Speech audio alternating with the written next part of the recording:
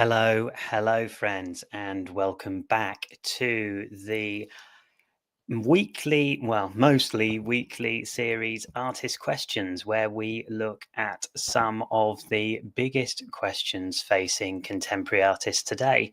My name's Dan Curtis. I'm an artist and a writer and an educator from South London, and this is all made possible by the amazing Exchange Art, where I'm currently working as head of education. And it's also in collaboration with my podcast, The Healthy Artist, that I do with the amazing Martha Lamont.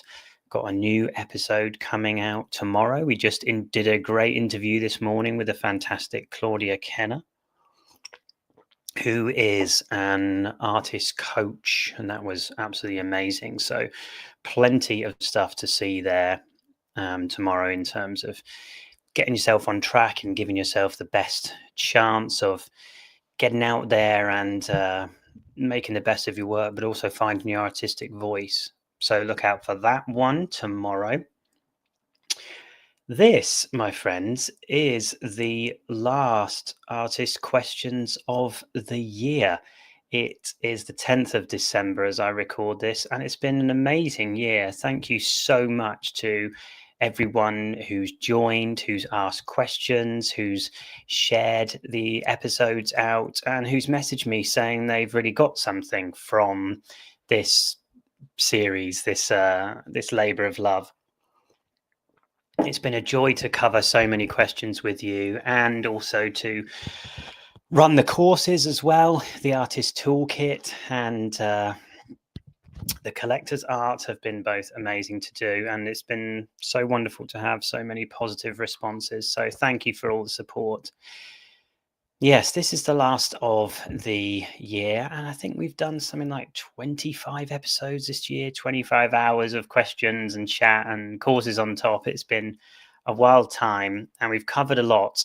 And the last couple of months, really, we've been very much focused in this cycle of looking at things like curiosity, reclaiming our ability to play, and the reasons why artists find it so hard these days to be able to engage with things on a deeper, more experimental level. And we've looked at imposter syndrome, how that gets in the way.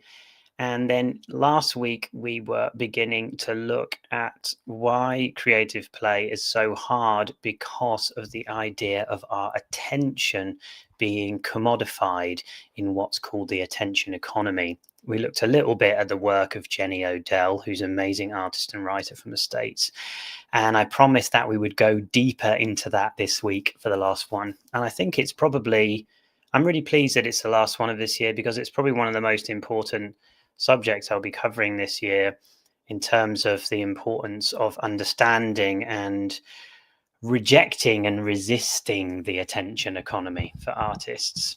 But many of you might not have heard the term attention economy before, or even know what it means, or have heard it in the background but don't not really sure, you've not looked into it properly. Not looked into it any more than that. But I think it's probably one of the biggest, most important struggles and concepts to understand of our contemporary life. And I think resisting the attention economy is going to be such a big thing for artists in the future. Now, before I go on and explain a bit more about the attention economy, there's a few things I want to reflect on. First off, this is not a episode or a series entirely about phone equals bad, or social media equals bad, or anything digital equals bad, and a call to redeem craft or something like that. There's a lot of those things that come up when you are looking at resisting the attention economy. But we'll come to sort of some false solutions towards the end. But there is this sort of feeling of, if we could return to just making everything by hand, or a kind of past that we used to have, that it would all be better and it would solve these modern issues. But I think a lot of those ideas are also sort of fictional as well. The idea that craft will save us all. can be problematic. But what I say is this is not anti-phone or a rejection of technology in any way. And I want to hopefully give you a balanced view of what the attention economy looks like, and therefore how you can begin to resist it as an artist, and how it might be speaking into your art journey, your art practice, and your art career. So I want to begin by talking about an amazing artwork by an American conceptual artist called Agnes Deans, and it was called Wheatfield. And it was planted in the summer of 1982 in Lower Manhattan. And what Deans did was she planted a 2-acre wheat field right on a extremely expensive choice piece of land in Lower Manhattan. Just 2 blocks from Wall Street, close to the World Trade Centers when they were there, and facing the Statue of Liberty. And like 200 truckloads of dirt were brought, and all the furrows were dug by hand, and the wheat was grown in this space. And on August the 16th, it was harvested, and so it started in May, finished in August, and yielded over 1,000 pounds of golden, healthy wheat. Already you can imagine, I mean, so go and look up the piece, Agnes Deans Wheatfield, even now if you want, on your phone or whatever, or after this. It's such an incredible piece of work, and seeing it in the context of the city is so incredible. But of course, planting a field of wheat on a piece of land that's valued in terms of our economy at $4.5 billion, it creates a kind of powerful paradox. And on her writing about it, she was saying the wheat field is a symbol, is a universal concept. It represents food, energy, commerce, world trade, economics, but it also refers to mismanagement, waste, world hunger, ecological concerns, and it called attention to our misplaced priorities. And that calling of attention that Agnes Dean's work does in this area, by dropping something into this busyness, into this capitalist framework, into this idea of endless extraction and profit, to drop something in that is embodied, that is slow, that is growing, that is real, is such an attention focuser. And it's that I want to talk about in terms of today, is how to reclaim that kind of attention within the attention economy. So what is the attention economy? Well, it's probably worth starting by a definition. On the top end, it's basically using what captures our attention as a product. That's selling things that capture our vision and get us to spend more time on apps, programs, streaming services, and whatever else is become the most important commodity across the world. The colonization of the mind, essentially, and of the eyes and of the ears. And it's not something that's new. The attention economy, sometimes people think like, oh, with social media, it's now changed everything. That's when it all happened. Social media has ruined our life. But actually, the attention economy was, begun really in the early 1800s. And in his book, Attention Merchants, the author Tim Wu talks about the beginnings of the attention economy, which began in New York in 1800s, and with a guy called Benjamin Day. Now, Benjamin Day was a printmaker and was trying to create some way of growing his printing press business, and was trying to figure out how he could get more commissions and more sales. So he thought, I'm going to create something sort of like a print-based thing to show off my printing skills that will get people to commission me. But he needed a way of it like being disseminated in mass, right? And at the time, there were such things as newspapers, but they were extremely expensive. They were like six pennies or something like that, which would be essentially only available to the elite. And really, they didn't talk about sort of everyday news of life. Essentially, it was all about business. It's all about trades and, you know, what companies are folding and stock, not the stocks of the time, if that makes sense. And so really open to elite readers. So there was no sort of newspaper for the common everyday person.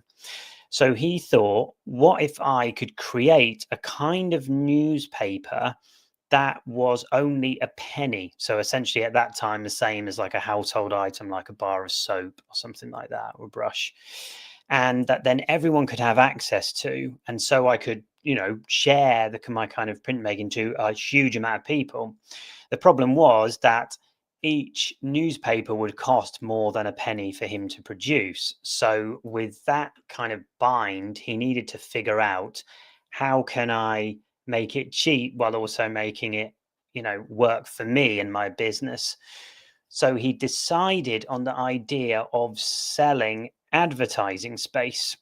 So this was the first time that advertising space in this sense became like a kind of public space, but the rather than something you look up to on a board or something like that, something you could hold in your hand.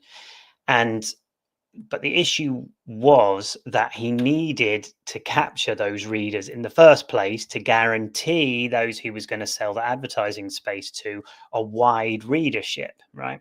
So how did he go about it? Well, of course, he started printing sensationalist news. So the kind of thing that we're so used to seeing every day in the, you know, the corner shops near our houses, on our social media feeds, on news websites. And his first piece that he printed on his first newspaper, which he called the New York Sun, was headlined "Melancholy Suicide" on in big letters on the front, basically beginning the whole idea of like the headline. Yeah. And it was about a guy who had been sent away to India by his father so that he didn't marry an undesirable woman that his father didn't want him to marry. And then the man took his own life in India. So essentially, it had everything. It had death, love, romance, family issues, all of that. And of course, he sold out that entire first batch of 500 prints, you know, within hours. And that was the beginning of the attention economy, because that was the beginning of the sensational and advertising linking together, like, and then that being in the reader's hands and the reader's mind. And also the thing that he changed with it, which is what's so incredible and terrifying and, you know, horrific in so many ways, is that the person who reads the magazine and sees the advertising has also bought it themselves. So not only could he get money from the advertising, he could get people to essentially buy their own space to be advertised to. And this is the beginning of the attention economy. He started doing that over and over, and then competition rose up. People started to realize that it was actually a really good way, not of disseminating stories, but of making money, right? It's nothing to do with the stories, the quality of journalism. It's nothing to do with transmitting truths. And actually, those early newspapers came up with the whole idea of court reporting, sending writers, which became journalists, into the courts essentially to find the most salacious and sensational news that they could, and then print it. And then when eventually happened is that Benjamin Day and the New York Sun essentially run out of stories to print anymore. And so they started making them up. And that's where we get the beginning of entirely fake news ideas. That's the true fake news, right? And in fact, he famously printed a story about how a scientists had found life on the moon, complete with pictures and studies, which was all completely made up, all completely fictional. And of course, it sold out instantly. And so, this is the beginnings of the attention economy. And you can see how attention combined with advertising can become one of the most valuable commodities out there. So that's a little bit of a history. And now we can see how that works with us in our social media age. The most sensational, reactive headlines are and videos and craziness are the things that most people spend time on, they comment on, they post, they reshare. And also the most things that people have a take on. You see this limited piece of information without context, without really understanding the history or what's going on. It's sensational. You see what is happening. You can then gain your own followers by having an opinion about it, which is another form of attention, and so on and so on, without any kind of slowness or real depth of understanding of these things. There's a great philosopher called Jared Henderson. He has a video series on YouTube where he discusses the attention economy. And from him, I learned about Timothy Wu's Attention Merchants. And he has this great idea of trying to understand the word attention in the attention economy, because the attention part is kind of changed as well over time. And he talks about the difference between attention and the word attending, like the older term. And he said already you can, even just hearing the two words, you can feel the difference. Attending to something is about looking after something that you love, something that we want to commit time to and care for because we love it. Attention within the attention economy, on the other hand, a lot of this stuff that we spend our time looking at or get sucked into is not something that we love at all. It's something that makes us feel comfortable, or it's something that we literally actively hate. And not only partaking in sort of viewing, but also posting into. And therefore, it's this kind of strange thing where we are applying huge swathes of our lives to something which we actually hate. So something that we don't attend to at all, that's simply there to grab our attention.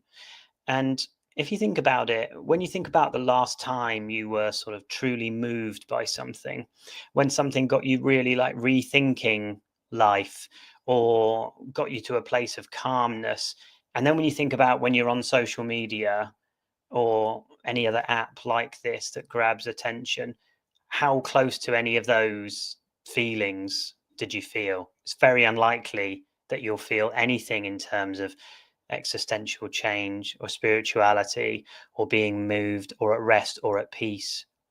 Yes, there are great online communities, but we'll come to that later. At the moment, we're talking about the sort of the most sensational. It's not there to help us to feel in any way calm or connected with anything. So, in many ways, then, the idea, the adage from social media is that it's there to connect us, to disseminate information and that kind of thing. But of course, as we've learned so much over these past few episodes, that's not the case at all.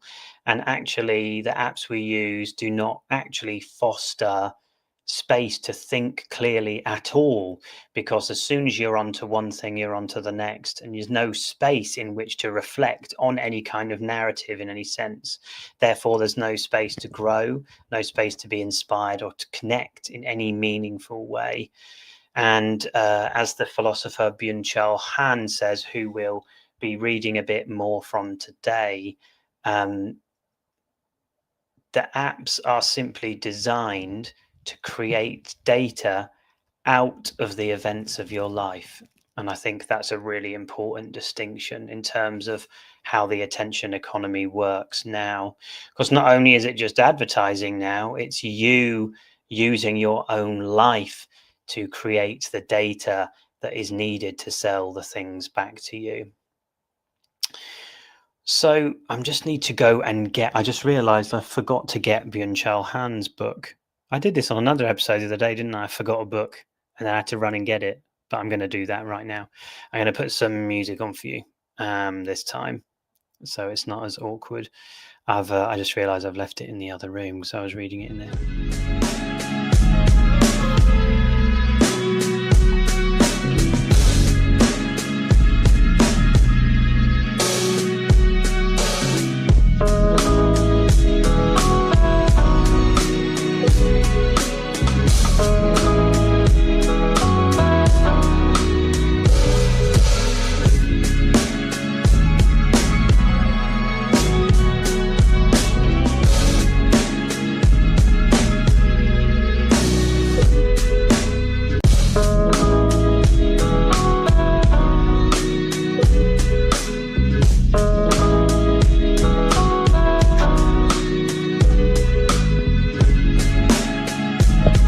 I return.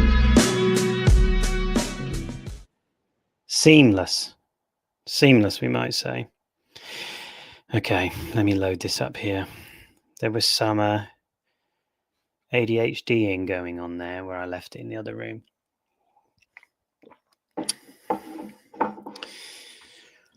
So let's go back to Byung-Chul Han and looking at the wonderful book. We'll look at that in a sec. So I think that, why does this then feel so hard for artists in particular, the attention economy? And that's what we're coming back to today. Now we've got a bit of an understanding of what the attention economy is, its history, where it began, and the idea that, we need to reclaim our attention. But why is it so hard for artists in particular, this attention economy?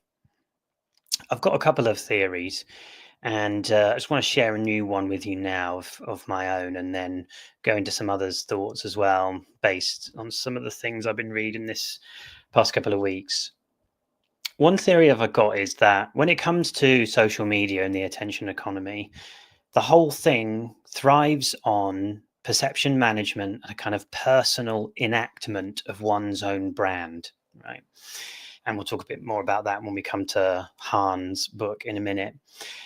But when you think about something like on social media, like a get ready with me video, and someone in their bathroom doing their makeup or something like that, very popular format on social media, it grabs attention because of its intimacy, the sort of feeling of revealing everything behind the scenes. And we'll come to hear more about this in the attention economy at the moment, in a minute. But of course, it's not really revealing behind the scenes. It's essentially another advertising space. But what I find interesting about something like a Get Ready With Me video, or a GRWM video, as they're called, is that at least that revealing of the self and the enacting of the personal is something that everyone understands. And particularly if you're someone who wears makeup, that kind of video, it's something you can relate to. And you feel a personal, intimate connection because it's something repeatable. Getting yourself ready, going into a bathroom in front of a mirror, it's a thing that many, many, many people can share and understand. Whereas when it comes to artists showing themselves behind the scenes, which is so much of what we're told to do on social media, show sort of what your process is, what's going on behind the scenes, what's happening in the studio, etc. I think that for many artists, there isn't really then a pattern to follow of what that might mean. The behind the scenes of making work might be an incredibly personal and subjective thing that you engage with. It might be incredibly exposing to talk about things behind your work. And also, not many or only certain types of art behind the scenes look good on a video. If you're a conceptual artist, a behind the scenes video is not really going to hit it compared to someone who loves to, spin paint pots with holes in the bottom of them to create spiral patterns on a canvas.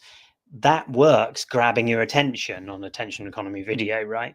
Whereas, showing the behind the scenes of a conceptual practice doesn't always make sense and might not be something that wants to be shared, the intimate making space of the studio, right?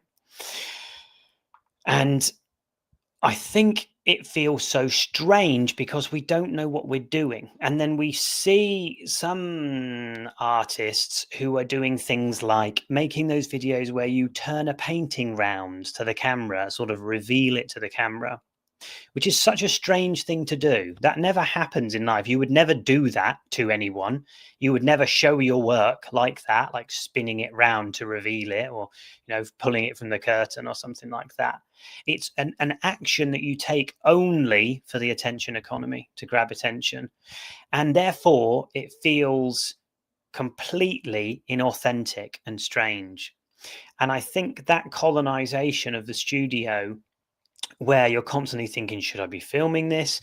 Is this something that is going to relate to people on a video? How can I set up the camera? Every time you're trying to experiment and work, like we were talking about last week, starts to get in the way of everything you're doing. And then trying to perform for the attention economy as an artist gets you to do these actions that make no sense to you or to your practice. And that starts to become a question of authenticity then. How does one begin to speak in these formats of social media and the attention economy when the very thing that you're doing feels opposite to who you are?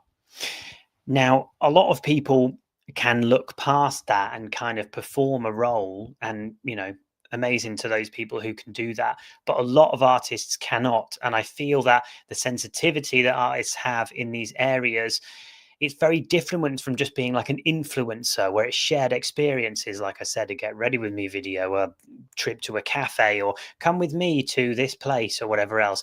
Everyone does those kind of things, but not everyone makes art in a space that is very personal to them. So there isn't this pattern. And then it becomes a question of authenticity. Authenticity has become a huge issue within the attention economy, especially because of this strange, hyperreal, performative world that attention economy creates, which feels very inauthentic to artists. So on from that, I'm going to look a little bit at the amazing philosopher Byung-Chul Han, who's a Korean-born German philosopher, and his book, The Loss of Ritual. He has some amazing books that have just started to be translated in the last few years into English.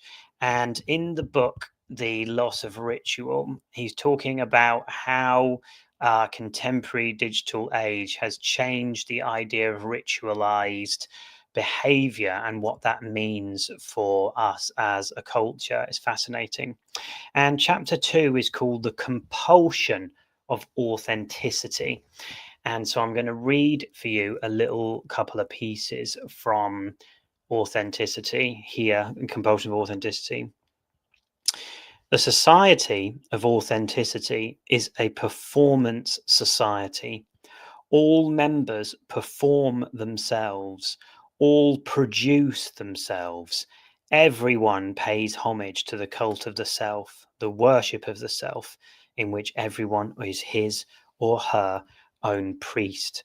Today, authenticity in contemporary world and in the attention economy becomes about performance, not about doing something that is authentic to you, but performing a vision of authenticity for others to consume and to capture their attention. He quotes Charles Taylor, who is a Canadian philosopher, another brilliant philosopher, who talks about the authenticity needing a moral force, something like something beyond yourself, a community, a religion, a purpose, but that when without that, authenticity becomes trivial. And Hahn goes on to say that from this perspective, authenticity and community are not mutually exclusive. They need to come together. To be authentic is to be part of a bigger vision, of a bigger idea, of a bigger purpose, connected to a larger world.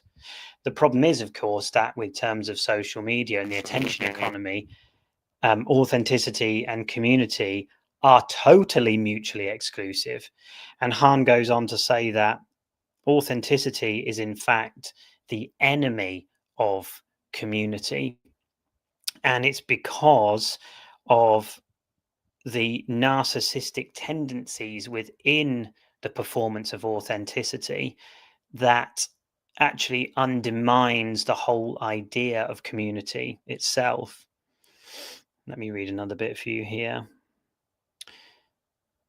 So he's talking about it in terms of like neoliberal authenticity, I guess. The neoliberal regime exploits morality. Once it's able to present itself as freedom, domination becomes complete because authenticity is a neoliberal form of production. You exploit yourself voluntarily in the belief that you're realizing yourself.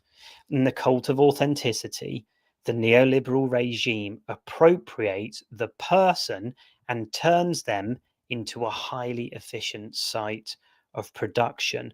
And the whole person is incorporated into the production process. And he goes on to talk about how the cult of authenticity leads to extreme narcissistic introspection with a kind of permanent focus and occupation with one's own like psychology. What am I doing right? How am I getting it right? How am I showing myself to other people? Am I saying the right things? Am I doing the right things, etc.? And he again goes on to say this amazing quote: within the cult of authenticity, the production of the self becomes a permanent activity. So, therefore, this self that you're trying to realize within the attention economy to look good and valuable and performable is never realized, and it continues on and on and on. And he says authenticity thus atomizes society, meaning separating it into smaller spaces and separating us from one another. As when we have no kind of collective goal in our performance other than to grab attention, there's no collected goal within ourselves or with each other. We just become atomized from each other, small sites of production, no longer like just like companies, even just working for ourselves entirely within our own atomized production site. Incredible. So it's just a lot to think about, isn't it? Let's go on to this next section here. The important thing then, Hahn goes on to say, is that the society of authenticity is a society of intimacy and exposure. This is coming back to what I was saying about the Get Ready With Me video, right? And sort of showing behind the scenes. The idea of being authentic now is very much connected with the idea of being honest, bearing your soul, showing the real you behind the scenes, which is very different to how people would have interacted even 50 to 100 years ago. I was talking with my father-in-law about this the other day, and he was saying to me that he found it amazing that in the sort of 40s and 50s, and even when he was very young in the late 50s and growing up in the 60s, that a lot of people lived together in these communal houses quite easily. And it wasn't sort of seen as housemates. Everyone had their room, and there's like a landlady who served everyone. And he was like, the way that people got through that was by not sharing anything with each other at all, by not bearing anything with one another. And that was the kind of most authentic self you could have in that moment, was the idea of performing a politeness to one another and keeping it all in. Of course, there's a lot of problems with that. But on the other hand, we've now gone to the extreme end of to be kind of real and authentic is to expose oneself entirely. And for artists to like show behind the scenes your process, your thought making, everything, to show your story, your narrative, your value.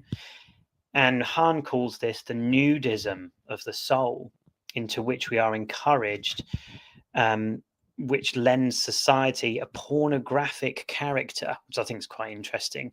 And when you think about the performed intimacy of showing behind the scenes, is very similar to kind of the pornographic idea of a performed sense of intimacy and the secrecy of things. Social relations are more genuine and authentic the more intimate they are, the more that they reveal what was private. And I think that's particularly hard for artists because a lot of us don't really understand how we're supposed to show that privacy out to the world that we're being called to be authentic with. Because the moment of privacy for an artist is so much about play and about experimentation. The problem is the areas of play and experimentation are not commodifiable places, and it's very hard to make those into a reel or make those into a space in which you're showing yourself from within.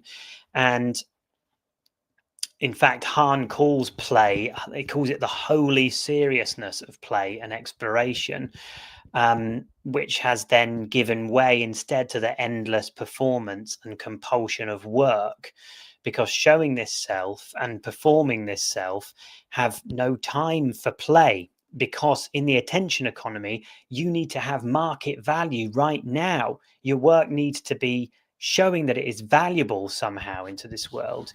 And I remember reading in Cal Newport's book, the what's it called? Digital Minimalism, how a lot of workers, and there was some statistics coming out around people who were kind of being watched working, and by a lot of things like Slack channels and other ways that corporations work these days, like offices. There's this sense that you have to be observed to be looking like you're working, and that actually most people are spending their time performing a vision of what looks like authentic productivity, but not actually getting any deep work done, because meetings and showing up to the Slack channel and showing your mouse moving and looking like you've hit certain targets are the most important things within the cycle. Even Hahn goes on to talk about James Bond, how much the James Bond films have changed. That in the early James Bond films, for all their strangeness and weirdness, the end of them was always James Bond relaxing, and like a time of rest after the crazy mission, and having a drink or whatever else, right? Whereas now, in most of the James Bond films, including, I can't remember, I don't know what the most recent one was. I've never seen a James Bond film myself, but that's something to that's a revelation, isn't it? That's me revealing my nudist hidden nature from behind the scenes.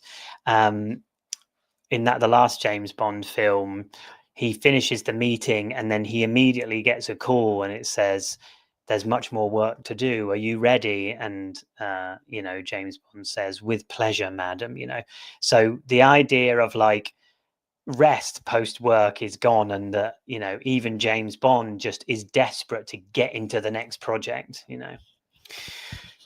So coming back to artists then, this mental loop of trying to share things and be part of the attention economy, but not really knowing what to share. So then sharing a kind of performed intimacy or privacy that you see other people doing, but doesn't feel authentic to you, becomes more important than your actual work that you're making. And then you get stuck in this strange cycle. So then, what might be some ways of dealing with some of these issues of our struggles? What I think is this struggle with authenticity when it comes to the attention economy. So here's some false solutions, right? I have an app on my phone called Minimal Phone. Some of you might have come across that before.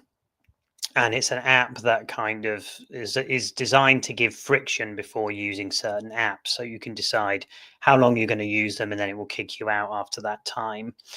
These things are really cool, I think, and can be really helpful in slowing you down and becoming present. But the problem is that more apps don't solve the issue at the heart. And back to Cal Newport again, he said that a lot of these apps become short lived.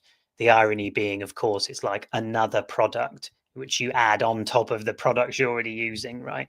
But also, that they don't work long enough, and then we find out that they glitch, or we've got ways round them, and then we're just back in the cycle again. Because what actually needs to happen is a full reevaluation of your relationship with technology based on your values, not just more apps stacked on top of one another. So sometimes people think like a solution to the attention economy is to use another app or get something that locks my phone in a box or something like that. That has sort of short-term effect, um, but really it's not dealing with the root issue, which is the strangeness of the attention economy and being part of it in the first place. Another solution that I don't think is helpful is what's called ROE, or results only work environments. Now, sometimes these have been like suggested to be like a really good idea, that they are essentially companies and spaces that allow people to work as long as they like, wherever they like, as long as they get the results, right? Results only work environment. And Jenny Odell, coming back to the great Odell, talks about this in a lecture on the attention economy, and that the problem is the word environment, it doesn't have a definition there. Essentially, the word environment means anywhere, any place, anytime. And the problem is that that is a totally colonializing issue, because then work can be anywhere. That means anywhere you go can be a work environment. So work is everywhere. And and then you can begin to feel this guilt by not doing the work that can be anywhere, by separating work into another space and attention into a different space. You can move between these things. But when you have results only work environments, much like social media consumes everything, it starts to colonize your entire life. She says then that it's so difficult then to find any time for anything, because time becomes itself an economic resource that we can no longer justify spending on nothing, because it's too expensive. We must be doing something all the time. All time becomes commercial, and it completely compromises any leisure or space for rest or thought that we might have. Just looking at my notes here. I hope it's all making sense, friends. I've got so many million things here written down. I'm trying to sort of pick and choose what I think might be most helpful for you today. As always, the questions and comments are open. So if you've got any thoughts, please do drop them in. And I think she also talks about the idea of the loss of public space within the attention economy. That the difference between a true public space, like an open park, a garden, a library, and a kind of commodified attention economy space, is that in the true public space, you're not being asked to buy something or look at something or react to something in any way. You can just simply be there and pay attention to your environment. Whereas in a lost public space, in a kind of commodified space, all of it is commercial, and also all of it is policed. And I think we can see that in social media as well. So that when you think about the digital spaces that we inhabit, so much of it is asking us constantly to react to it in some way, or forcing a reaction out of us. And then also these places are heavily policed. People are shadow banned all the time, get their accounts closed. I lost one of my accounts a couple of years ago, as some of you might remember, on Twitter when it was still Twitter. And as it turned to X, I lost a very large account that I realized I could never get back for no reason. And it's suddenly, you realize that it's all out of your hands. It's very interesting. Another false solution is the idea of how else we can resist the attention economy is by connection. Now, this might sound contradictory in some way. But actually, coming back to Odell here, she's saying there's a difference between just connectivity with others and actual sensitivity between people. Connectivity, she's saying, which is again social media's adage, we're here to connect each other through the world, is actually just about information traveling as fast as possible, like putting train lines down or battery packs next to each other. It's about making the chain quicker. It's not about slowing things down, whereas sensitivity is like branching off on a track and stopping and looking. We never have enough time to be able to stop and look in the attention economy. And so we need to really attune ourselves to sensitive attention. Because as Odell talks about, attention is actually relational, not extractive. And she draws a lot on ecological thinking that real attention, paying attention, is situated, it's reciprocal, and it's slow. And that contrasts sharply with capitalism's version of attention, which is fast, shallow, and instrumental. And artists will recognize that difference immediately, because creativity and play comes from attunement to the space that you're in and deep focus, not efficiency and speed and making things quick connections as possible. Another thing we might be tempted to do then as another false solution is the idea of, hearing everything I've said today or over the last few weeks and just being like, fuck it all then. And it's like the idea of escape as a form of getting out of the attention economy or resisting the attention economy. Now, that in some sense might have some positive roots to it. And I constantly fall into sort of dream cycles of thinking about living in the woods or the mountains or in the middle of the sea or something like that. It's not realistic, but it's like a kind of deep call, I feel like, to get away from everything. And on the one hand, it's kind of based on another performed life. Like I said, that this living in the woods would somehow solve everything, but it's without the reality of actually doing that and any of the pain that causes and the struggle. But actually, what it does serve to do, those sort of escape narratives and the idea of fuck it all, I need to get out of this, then, is that it shows you that that's kind of the leaf, if you know what I mean, of the tree, the sort of fuck it all leaf. That's what we're going to call it. But the root is beneath that. And the root might be something that's actually missing in your life, which the attention economy often draws out, which is ritual, embodied, natural time and space. And so, therefore, it's kind of telling you, no, you don't need to actually radically escape the attention economy and fuck everything and burn my phone and live in the mountains. But it might be saying to you, you actually need to intentionally make time away from these forms of attention to have real attention, which is attuned, embodied, and focused on things that are actually occurring in front of you. Okay, we're running out of time a bit, and I've still got quite a few notes, so I'm just going to look at what can be good for us then. So, what can be positive then for us as artists in resisting the attention economy and the strangeness of feeling inauthentic in a performed social media world?